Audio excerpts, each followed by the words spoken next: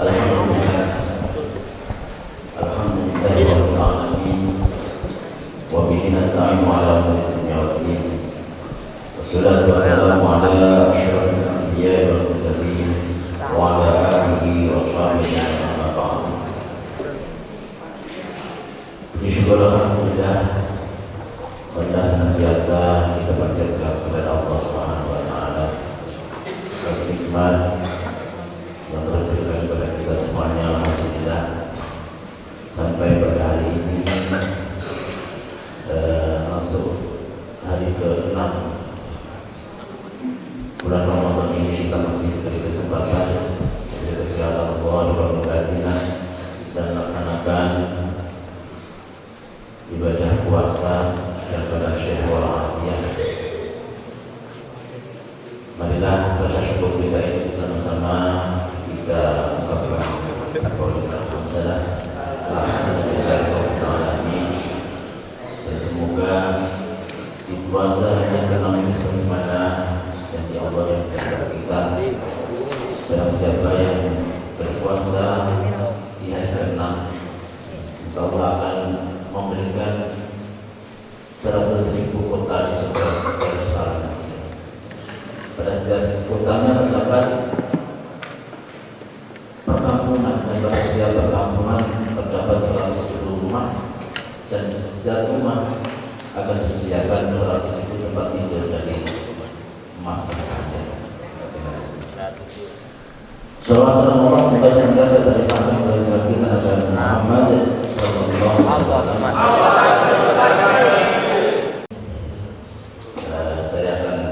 Kami akan menyampaikan, akan membacakan sebuah hukum dengan tema orang-orang yang didoakan malaikat. Jadi ada orang-orang tertentu yang termasuk orang-orang dunia, yang mana mereka itu termasuk kriteria khusus yang mendapatkan doa dari para malaikat. Siapa saja mereka? Yang pertama adalah orang-orang yang akan didoakan para malaikat. Yang pertama adalah orang-orang yang tidur dalam keadaan bersuci. Jadi di antara golongan orang-orang yang nantinya akan didoakan para malaikat, yang pertama adalah orang yang tidur dalam keadaan bersuci. Sebagaimana hadis Rasulullah SAW yang telah diriwayatkan oleh Imam Ibnu Hibban, Rasulullah SAW bersabda, barang siapa yang tidur dalam keadaan suci, maka malaikat akan bersamanya di dalam kamarnya. Ia tidak akan bangun hingga mereka berdoa, ya Allah, ampunilah hamba-Mu si fulan karena tidur dalam keadaan suci. Jadi kalau kita melihat hadis ini, maka anak-anakku semuanya, kita semuanya mari berusaha ketika kita mau tidur dalam keadaan suci. Lebih-lebih seandainya kita mau tidur, kemudian kita mau mengamalkan apa yang telah diajarkan oleh Yunus Kumpul dengan membaca sholawat sholawat Bil Asgar, ya, ini pernah saya sampaikan ke teman-teman kelas 3. Jadi kalau kita mau tidur kemudian dalam keadaan suci, kemudian nanti kita membaca sholawat Bil Asgar. Sholawat Bil Asgar ini sholawat seandainya kita mau mengamalkan, insya Allah nanti kita akan bermimpi bersama dengan Rasulullah. Amin. Sholawat Bil Asgar itu bunyinya, Allahumma sholli wa sallim ala sayyidina Muhammad al-Jurril Azhar wal Yaqutil Ahmar wal Nuril Azhar wa Sirril Ahbar. Ini baca 15 kali. Jadi ketika kita sudah mapan al-Qur'an gitu ya, kita sudah bersiap tidur dalam keadaan suci, baca basmalah 21 kali dan membaca ayat 21 kali, kemudian baca salat Jibril Azhar ini 15 kali. Insyaallah kalau kita istiqomah nanti akan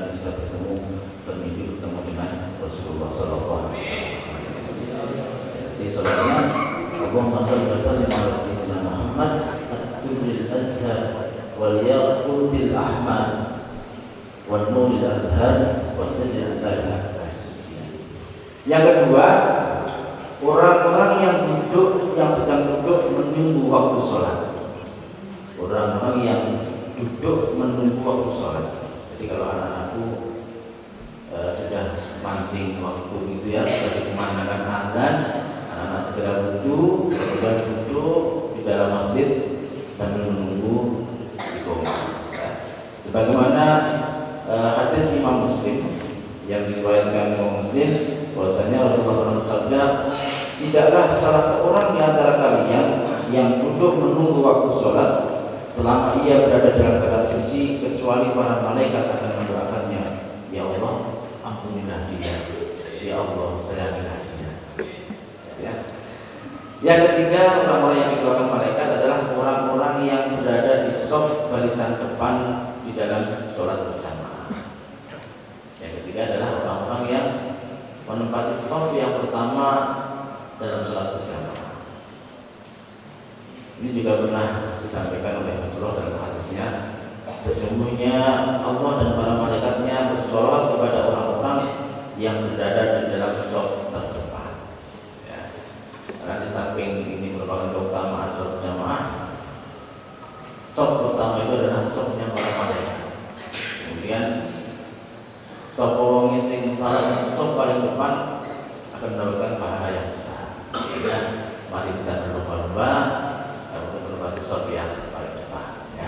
Yang berikutnya, orang-orang yang didoakan malaikatnya tepat adalah orang-orang yang menyambung shaf, tidak membiarkan kekosongan di dalam shaf. Ini juga pernah disampaikan oleh Rasulullah dalam hadisnya yang diriwayatkan oleh Imam Ahmad, Ibnu Majah dan seterusnya, bahwasanya Rasulullah SAW bersabda, sesungguhnya Allah dan para malaikat selalu bersolawat kepada orang-orang yang menyambung shaf. Berikutnya, di antara orang-orang yang didoakan malaikat yang berikutnya adalah orang yang duduk di tempat sholatnya setelah melakukan sholat, duduk dengan wiridnya, berdoa dan murojaah, itu nanti akan didoakan oleh para malaikat. Dan golongan berikutnya, orang yang didoakan malaikat yang berikutnya adalah orang-orang yang melakukan sholat subuh dan asar secara berjamaah. Jadi orang yang selalu istiqomah sholat subuh dan sholat asar secara berjamaah. Imam Ahmad pernah meriwayatkan dari Abu Hurairah radhiyallahu anhu bahwasanya Rasulullah SAW bersabda, para malaikat berkumpul pada saat sholat subuh, lalu para malaikat yang menyertai hamba pada malam hari yang sudah bertugas malam hari hingga subuh naik ke langit, dan malaikat pada siang hari tetap tinggal. Kemudian mereka berkumpul lagi pada waktu sholat asar, dan malaikat yang ditugaskan pada siang hari hingga sholat asar naik ke langit, sedangkan malaikat yang bertugas pada malam hari tetap tinggal. Lalu Allah bertanya kepada mereka, bagaimana kalian meninggalkan hamba? Mereka menjawab, kami datang sedangkan mereka sedang melakukan sholat, dan kami tinggalkan mereka sedangkan mereka sedang melakukan sholat. Maka ampunilah mereka pada hari kiamat. Berikutnya anak-anakku, golongan yang didoakan oleh para malaikat, yaitu orang yang selalu berinfak. Sebagaimana hadis ini di pelajaran kelas 3, bahwasanya setiap hari, setiap subuh Allah mengutus dua malaikat yang ditugaskan oleh Allah untuk mendoakan hambanya. Ma min yaumin yusbihul ibadu fihi illa malakani yanzilani fayaqulu ahaduhuma Allahumma a'ti munfiqan khalaqan wa yaqulu al-akharu Allahumma a'ti mumsikan talqan. Jadi setiap hari ada dua malaikat yang turun ke kita Kemudian mereka mendoakan, yang pertama mereka berdoa, ya Allah, berikanlah ganti bagi orang yang berinfak. Kemudian yang lainnya berkata, ya Allah, hancurkanlah harta orang-orang yang zalim. Jadi dua malaikat ini berdoa. Yang pertama mendoakan bagi orang-orang yang suka berinfak, maka mereka mendoakan, ya Allah, gantilah harta-harta yang diinfakkan oleh hamba ini. Yang satunya berdoa bagi orang-orang yang bakhil, yang pelit, tidak pernah sedekah, ya Allah, hancurkanlah harta-harta orang-orang yang bersedekah. Malaikat yang berikutnya adalah orang yang mau menjenguk orang yang sedang menjenguk orang yang sakit. Ini ada juga sebuah hadis yang diriwayatkan oleh Imam Ahmad dari Ali bin Abi Thalib, kitabnya Al-Musnad nomor 754. Tidaklah seorang mukmin menjenguk saudaranya kecuali Allah akan mengutus 70.000 malaikat untuknya yang akan bersolawat kepadanya di waktu siang kapan saja hingga sore, dan di waktu malam kapan saja hingga sore. Jadi ketika kita menjenguk orang sakit, diusahakan mendoakan. Ini ada pernah ketika Ustaz itu ngaji pondok dulu, pernah disampaikan lak ngindani wong loro itu wacana ambil gelas, ambil air putih di aqua gelas. Kemudian bacakan doa, wa inna billahi ahadis samadil ladzi lam yalid wa lam yulad wa lam yakul lahu kufuwan ahad min syarri ma tajidu ya. 3 kali menang banu, kemudian biar insyaallah kita dengan menjenguknya dan kita bacakan doa itu, insyaallah segera menjadi kesembuhan kepada yang sakit ya. Jadi wa inna billahi ahadis samadil ladzi lam yalid wa lam yulad wa lam yakul lahu kufuwan ahad min syarri ma tajidu ya. Nanti kita teruskan sama. Berikutnya yang terakhir ini ya. Jadi yang terakhir orang-orang yang didoakan malaikat adalah orang yang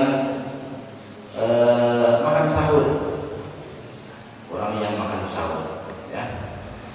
Jadi Rasulullah pernah bersabda sebagaimana hadis yang diriwayatkan oleh Imam Bukhari dan Imam Tabrani, bahwasanya Rasulullah SAW bersabda, sesungguhnya Allah dan para malaikatnya bersolawat kepada orang-orang yang makan sahur. Dan ada satu ijazah dari guru sekumpulan. Jadi ketika kita puasa pas sahur, ini nanti biar kita tidak merasa haus ketika sahur sampai buka. Nanti ketika sudah sahur, anak-anak ambil air minum ya, air minum dalam gelas atau apa. Kemudian bacakan surat Al-Kautsar itu sudah apa surat Al-Kautsar?